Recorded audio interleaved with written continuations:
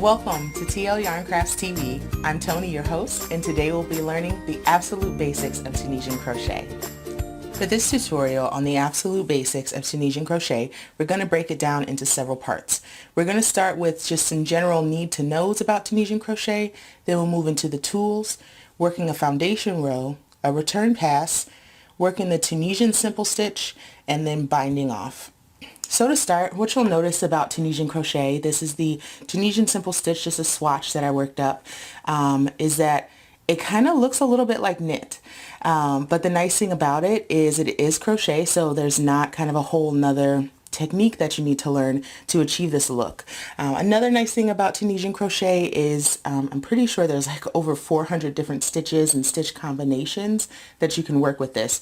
So just like crochet, just like knit, you have a lot of options depending on what kind of project you're planning to make. Another thing about Tunisian crochet that's good to know is that you're only going to use one tool. You're going to use a Tunisian crochet hook, and we'll kind of walk through what those look like and the different kinds that are available. You don't have to use two needles like in knitting, but depending on what project you're working on, you will need kind of a longer hook to be able to work your Tunisian crochet stitches. Another thing about Tunisian crochet, which you'll notice when we start to work, is you're always going to work with the right side of the project facing you. Unlike knitting or crochet, you will never turn your work. You will always be working on the same side. You're going to make what's called a forward pass, starting on your right side if you're right-handed or if you crochet right-handed, and you're going to work forward, and then you're going to work a return pass where you work those loops off of your hook. Don't worry, that will make a lot more sense very, very shortly. Something to note about Tunisian crochet is it does create a pretty dense fabric. It's right around kind of the same density as crochet. You're not going to get kind of that nice thin fabric that knit can often make, but you can mimic it, and we'll kind of talk through some ways to do that. The best way to do it is definitely to go up on your hook size, which is pretty much mandatory with Tunisian crochet anyways, but you could always go a little bit further up if you want to get a nice loose thin fabric. So next, let's talk about the tools that you'll use when doing Tunisian crochet. I've got a few of my favorites here, and I'll kind of walk you through each of them. What you've probably seen before, which I can't even get all the way in frame, is something that looks like this. This is a boy Tunisian crochet hook. I found it at Michael's, and it is the very first Tunisian crochet hook that I purchased. It's nice because it's nice and long. The only bummer about boy hooks is it's hard to find larger sizes in the store.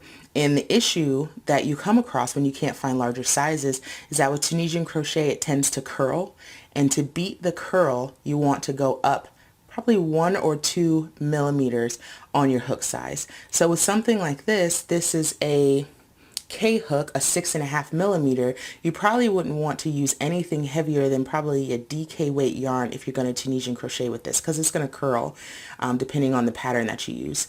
But it is great to learn with these, so if you happen to find one, especially if it's on sale, I would definitely pick it up. Another straight hook that you will see are these pretty little things. They're Serena wood hooks from Blue Castle Fiber Arts. I found these on Amazon for a steal probably I want to say late 2015.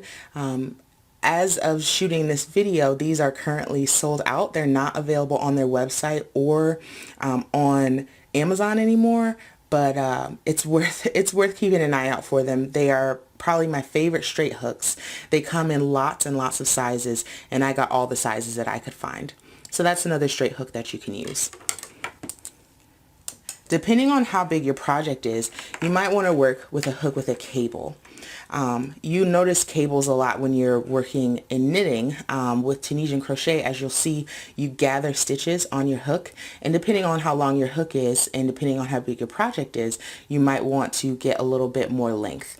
So that's where the cable comes in, because it can hold on to those stitches on your forward pass, and then you can work them off on your return pass. So I have two different hooks here. This one was one of a set that I got from Knit Picks. I really like these. The only issue is it does have this really rounded head.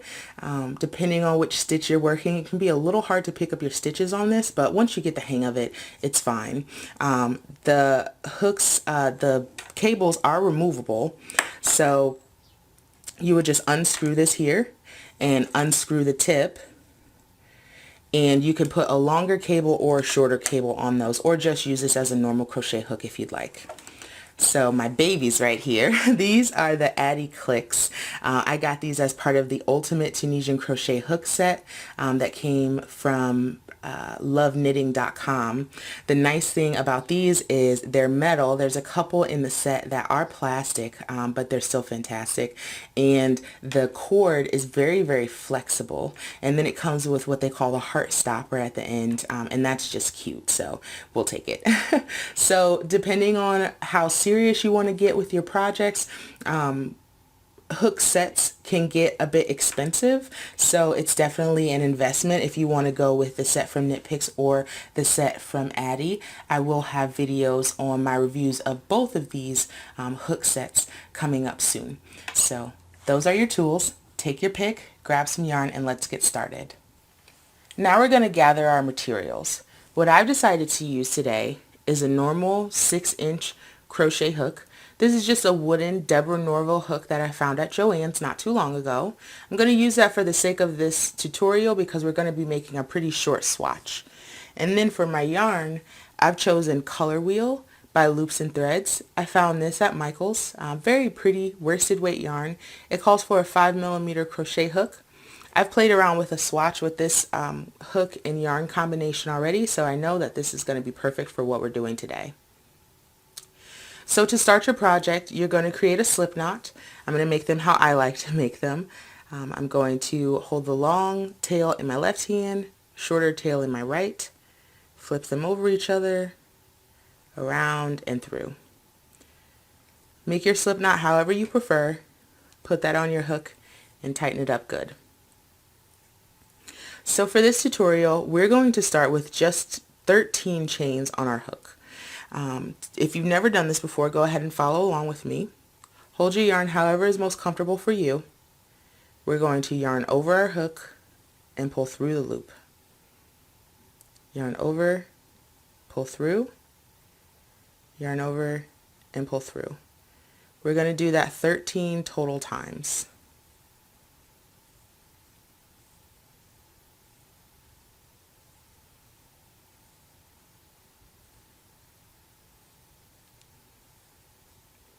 Okay, so we now have 13 chains. Typically with crochet, we would work into the top loops of these chains, but for Tunisian crochet, we're actually going to be working in the back bump of these chains. The reason that we're going to do that is because it creates a nice edge on the bottom of your project where you can pick up those stitches and create borders, and then also it's just a little bit easier, and it just makes kind of a prettier edge on the bottom of your work. So we're going to flip our work over. We're going to skip the first bump, which is here, and work into the second bump. What we're going to do is we're going to insert our hook under that loop, yarn over, and pull up the loop. We're going to leave that loop on our hook. We're not going to be yarning over and pulling through to make a single crochet. No, no. With Tunisian, we're going to pick up all of our loops in one pass, drop all of our loops with the next pass. So we're going to continue that down the chain, going under the back hump and pulling up a loop, under the hump, pull up a loop, under the hump, pull up a loop. Again, we're working in the back hump of our chain and pulling up loops under just one strand. Make sure you keep your tension fairly loose while you're working in Tunisian crochet completely, because just like with any other craft, if your tension is too tight, you won't be able to get into those stitches later. Pulling up a loop all the way to the end.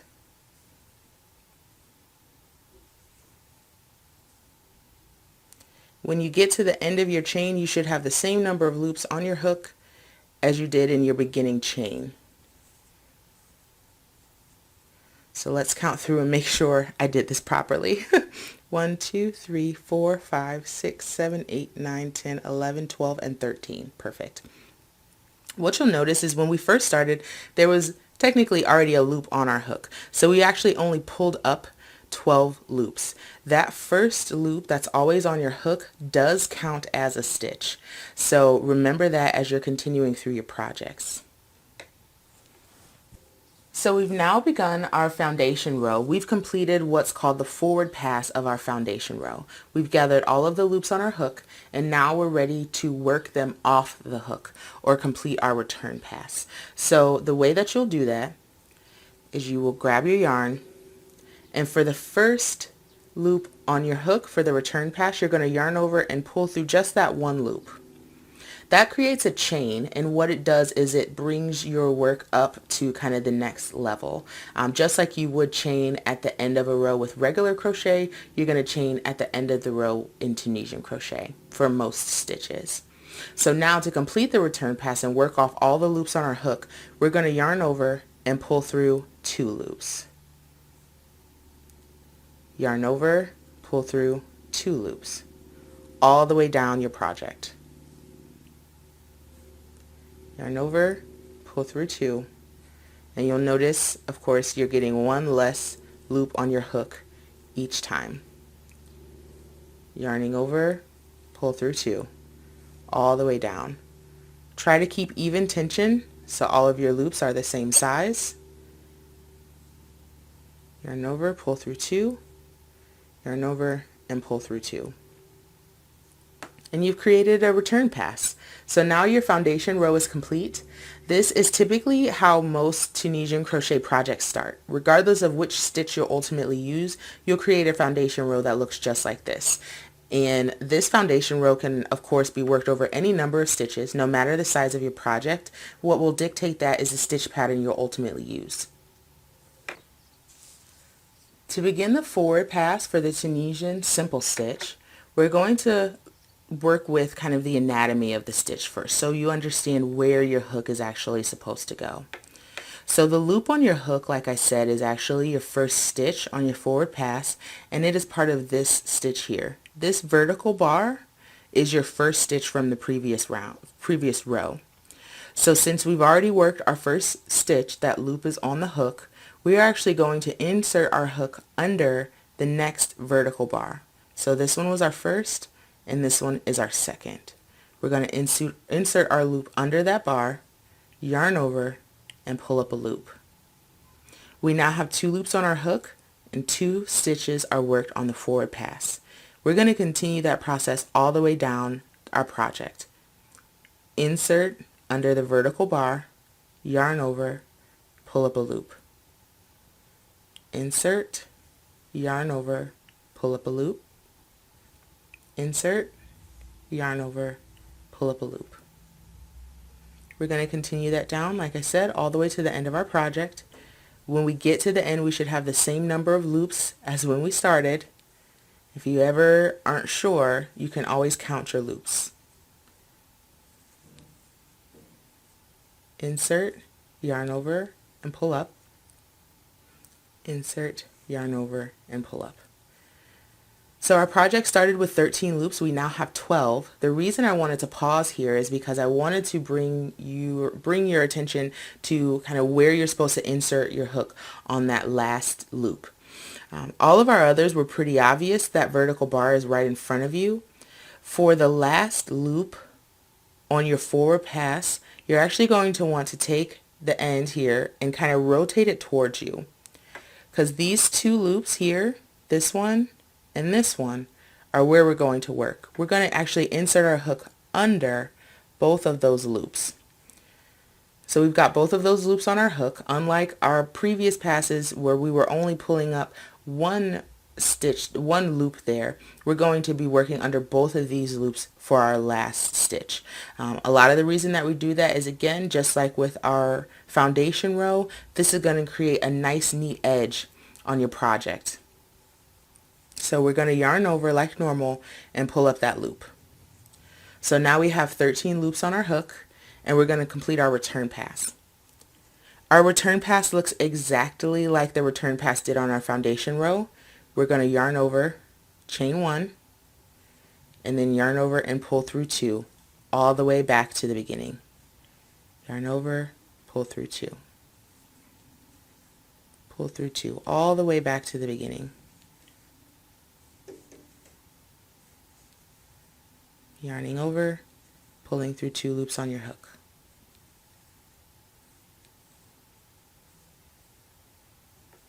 And that's it. You've created 1 row of Tunisian simple stitch. Look at you. You're the best. So let's do that again, just so we get more comfortable with it. Again, 1 loop is already on our hook, and that is this first stitch here from the previous row. It has already worked. So we're going to go under our loop here, yarn over, pull up a loop, all the way down your project. Pull up a loop, or insert, yarn over and pull up your loop.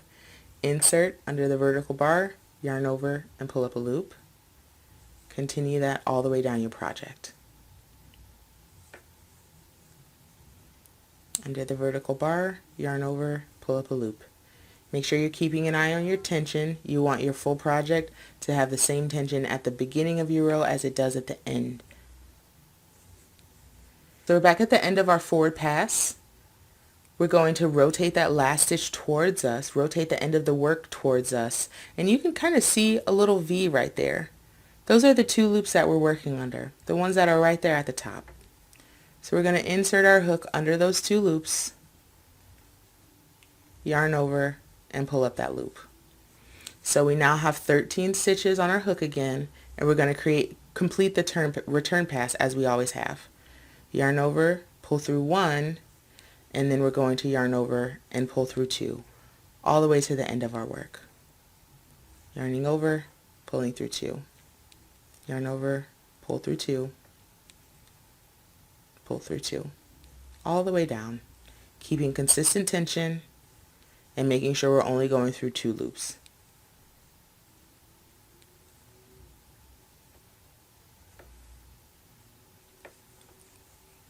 So what I'm going to do next is I'm going to continue a few more rows, a few more practice rows. I definitely suggest that you do as well.